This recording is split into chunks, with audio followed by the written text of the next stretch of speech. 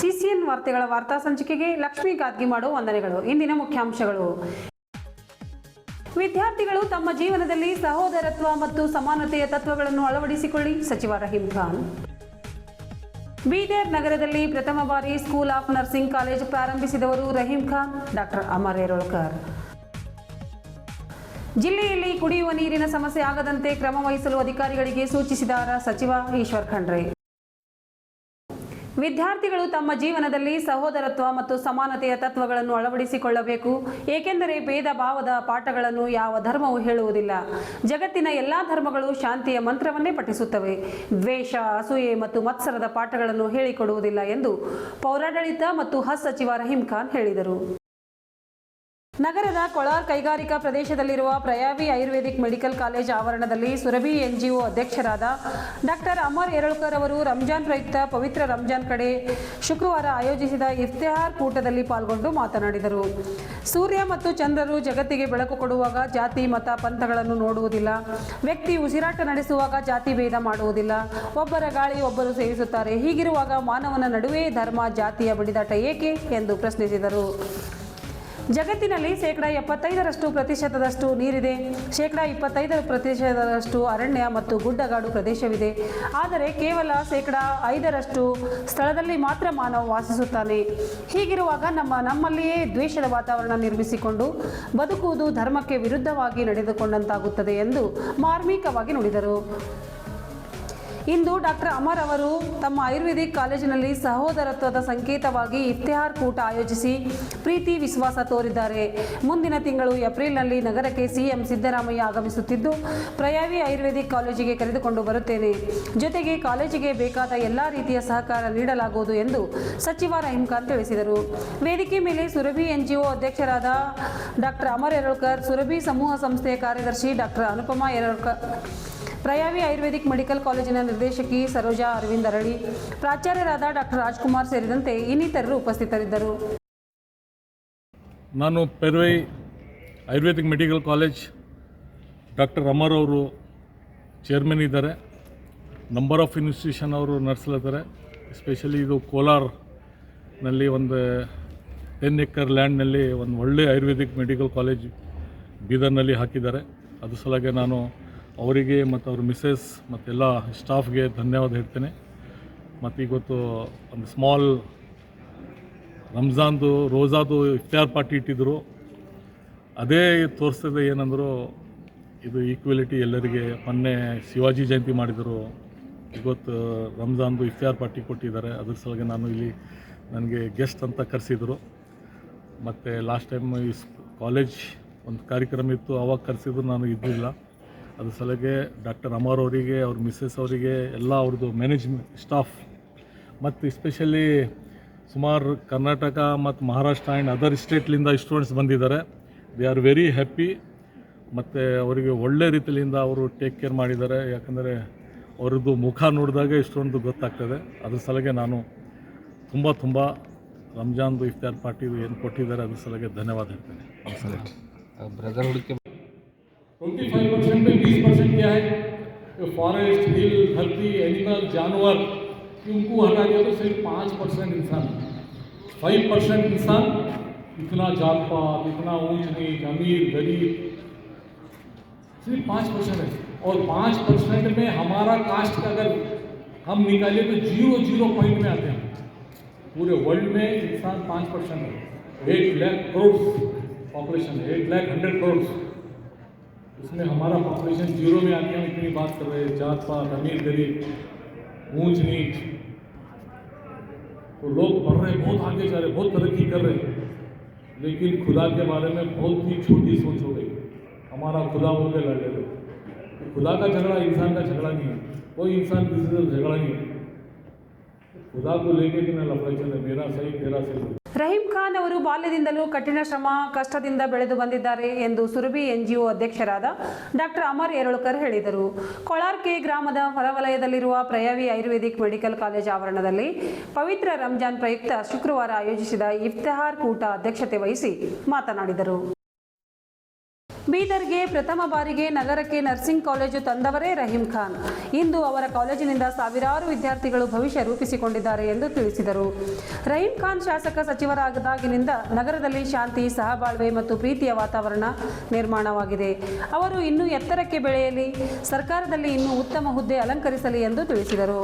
ಇದೇ ವೇಳೆ ಪ್ರಯಾವಿ Ayurvedic medical college ವಿದ್ಯಾರ್ಥಿನಿ ಮಾತನಾಡಿ, ಮಕ್ಕಳಿಗೆ ಅಗತ್ಯ ಮೂಲಭೂತ ಸೌಲಭ್ಯ ಒದಗಿಸುವುದರ ಜೊತೆಯಲ್ಲಿ ಆಡಳಿತ ಮಂಡಳಿ ಹಾಗೂ ಪ್ರಾಧ್ಯಾಪಕರು ಹೆಚ್ಚು ಕಾಳಜಿ ವಹಿಸಿ ಪ್ರೋತ್ಸಾಹ ನೀಡುತ್ತಿದ್ದಾರೆ ಎಂದರು.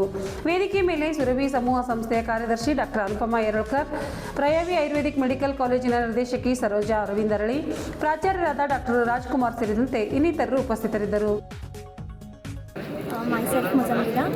I'm studying in Private Ayurvedic Medical College, BMS first year. Here, it's a very beautiful college. Here, there is no discrimination among caste, among religions. Here, I feel so proud to be a medical student, and here it's my proud moment to study here. I feel grateful to Allah and even all my staff and all my teachers. I feel so grateful. They are so supportive. They are so helpful in all the way. They help us as a family.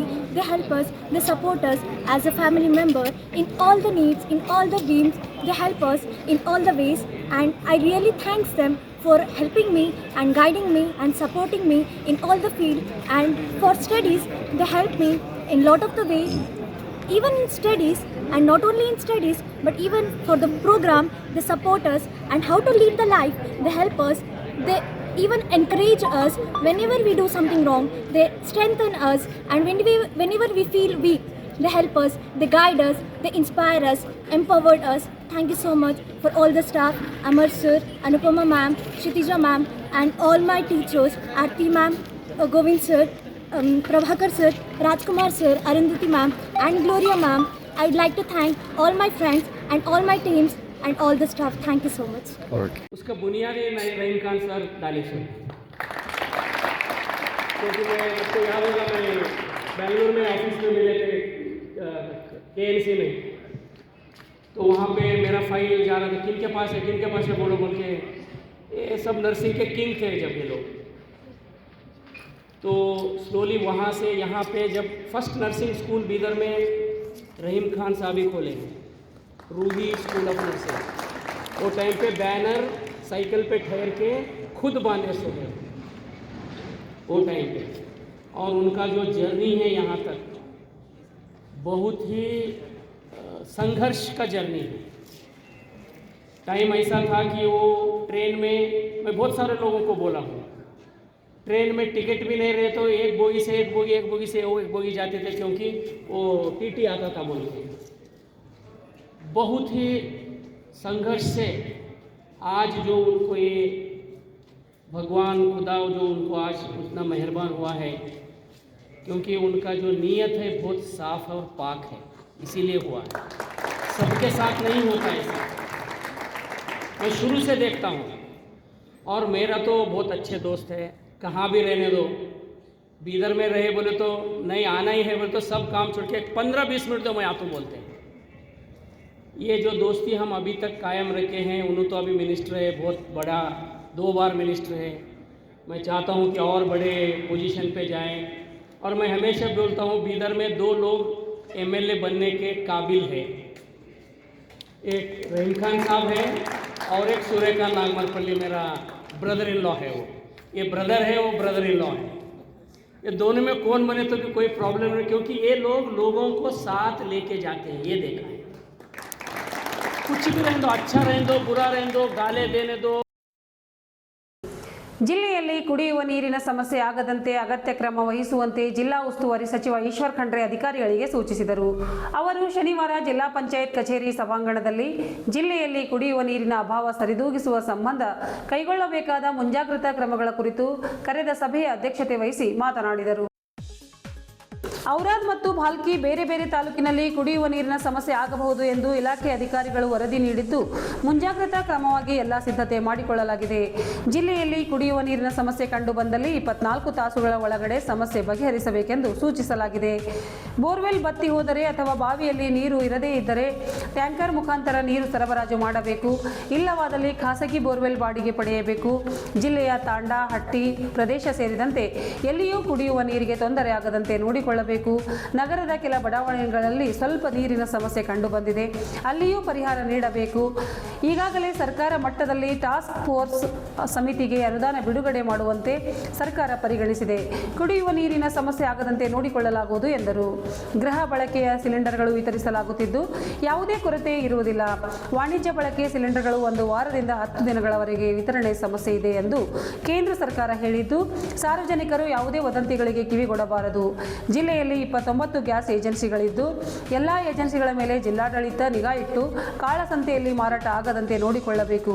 ಕಾಳಸಂತೆಯಲ್ಲಿ cylinder ಮಾರಾಟ ಮಾಡುವುದು ಕಂಡುಬಂದರೆ ಅಂತಹವರ ವಿರುದ್ಧ ಕಾನೂನು ಕ್ರಮ ಕೈಗೊಳ್ಳಲಾಗುವುದು. ಯಾವುದೇ ರೀತಿಯಲ್ಲಿ ಸಾರ್ವಜನಿಕರಿಗೆ ತೊಂದರೆ ಆಗಬಾರದೆಂದು ತಿಳಿಸಿದರು. ಇದೇ ಸಂದರ್ಭದಲ್ಲಿ ಕಲ್ಯಾಣ ಕರ್ನಾಟಕ ಪ್ರದೇಶ ಅಭಿವೃದ್ಧಿ ಮಂಡಳಿ ವತಿಯಿಂದ ಜಿಲ್ಲೆಯಲ್ಲಿ ನಡೆಯುವ ಕಾಮಗಾರಿಗಳ ಬಗ್ಗೆ ಪ್ರಗತಿ ಪರಿಶೀಲಿಸಿದರು. ಈ ಸಭೆಯಲ್ಲಿ ಜಿಲ್ಲಾಧಿಕಾರಿಗಳಾದ ಶಿಲ್ಪಾ ಶರ್ಮಾ, ಜಿಲ್ಲಾ ಪಂಚಾಯತ್ ಮುಖ್ಯ ಕಾರ್ಯನಿರ್ವಾಹಕಾಧಿಕಾರಿ ಡಾಕ್ಟರ್ ಗಿರೀಶ್ ಬಡೋಲೆ, ಜಿಲ್ಲಾ ಪೊಲೀಸ್ ವರಿಷ್ಠಾಧಿಕಾರಿ ಪ್ರದೀಪ್ ಗುಂಟಿ, ಮಹಾನಗರ ಪಾಲಿಕೆ ಆಯುಕ್ತರಾದ ಮುಕುಲ್ ಜೈನ್, ಜಿಲ್ಲಾ ಉಪ ಅರಣ್ಯ ಸಂರಕ್ಷಣಾಧಿಕಾರಿ ಆಶೀಶ್ ರೆಡ್ಡಿ, ಬಸವ ಕಲ್ಯಾಣ ಬೀದರ್ ಸಹಾಯಕ ಆಯುಕ್ತರು, ತಾಲೂಕಾ ಪಂಚಾಯತ್ ಕಾರ್ಯನಿರ್ವಾಹಕ ಅಧಿಕಾರಿಗಳು ಸೇರಿದಂತೆ ಜಿಲ್ಲಾ ಮಟ್ಟದ ಅಧಿಕಾರಿಗಳು ಉಪಸ್ಥಿತರಿದ್ದರು.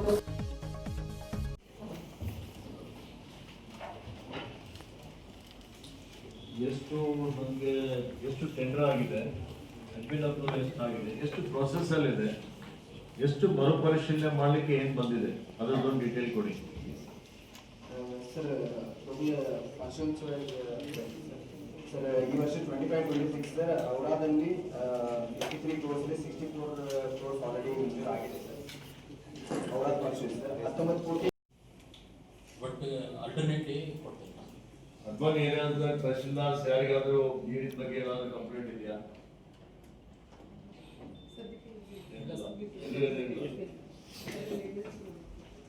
ಓಕೆ, ಮೇಲೆ ನಿಮಗೆ ಪ್ರಾಬ್ಲಮ್ ಬರ್ಬೋದು. ಡ್ಯೂ ಡಿಸಿ ಅದು ಮಾನಿಟರ್ ಮಾಡಲಿಕ್ಕೆ ಎಲ್ಲರಿಗೆ ಗಿರೀಶ್ ಪ್ರಸ್ತಾವನೆ ಕಳಿಸಿ. ನಮ್ಮ ರಿಕ್ವೈರ್ಮೆಂಟ್ ಹೋಗಿದೆ ವಿಧಾನಸೌಧ ಹೋಗಿಲ್ಲ ಸರ್. ವಿಧಾನಸೌಧ ರಿಕ್ವೈರ್ಮೆಂಟ್ ಹೋಗಿದೆಯಾ? ಅಲ್ಲಪ್ಪ, ಒಂದೇ ರಿಕ್ವೈರ್ಮೆಂಟ್ ನೀವು ಕಳಿಸಿದ್ದೀರೇನೋ? ಏನಾದರೂ ನಮ್ಗೆ ಅಡಿಷನಲ್ ದುಡ್ಡು ಬೇಕು ಅಂತ ಹೋಗಿದೆಯಾ? ಹೋಗಿಲ್ಲ. ನಮ್ಮಿಂದ ಹೋಗಿಲ್ಲ ಸರ್. ಹೋಗೋದು ಆಫೀಸಿಂದ ಹೋಗಿದ್ದು, ಡಬ್ಲ್ಯೂ ಆಫೀಸಿಂದ ಹೋಗಿದ್ದೀನಿ. ನೋಡಿ ಕೊಟ್ಟಾಗ ಈ ಗೌರ್ಮೆಂಟ್ಗೆ ಏನೇ ಪ್ರಸ್ತಾವನೆ ಹೋಗ್ತಾವಲ್ಲ, ಅಡಿಷನಲ್ ಆದ ಪ್ರಸ್ತಾವನೆ ಹೋದರೆ ಅದನ್ನು ಪೇಮೆಂಟ್ ಅದರ ಡೀಟೇಲ್ಸ್ ಓಡಾಡ್ಸೋದು.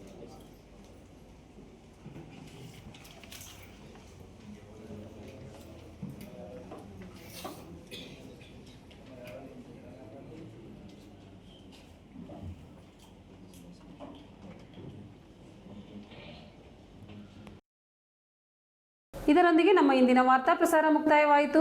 ಮುಂದಿನ ವಾರ್ತೆಗಳೊಂದಿಗೆ ಮತ್ತೆ ಭೇಟಿಯಾಗೋಣ. ವಂದನೆಗಳು.